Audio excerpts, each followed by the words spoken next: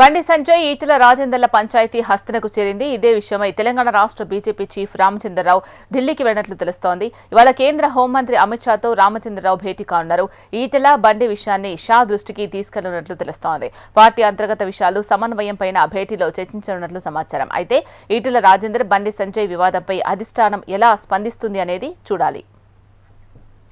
దీనికి సంబంధించి మరింత సమాచారం మా ప్రతినిధి ఆర్కే అందిస్తారు. ఆర్కే, ఇక బండి సంజయ్ అలాగే ఈటెల రాజేందర్ ఇద్దరు సీనియర్ నేతలు, మరి పార్టీకి చాలా అవసరమైన నేతలు కూడా. మరి ఈ అంశానికి సంబంధించి ఈ రోజు అస్సాంలో పంచాయతీ జరగబోతుంది. వీళ్ళిద్దరు పంచాయతీ బీజేపీ అధిష్టానం చేస్తున్నారు. ముఖ్యంగా కొత్త బీజేపీ చీఫ్ రామచంద్రరావు ఈ అంశాన్ని అధిష్టానం దృష్టి తీసుకెళ్తున్నారు.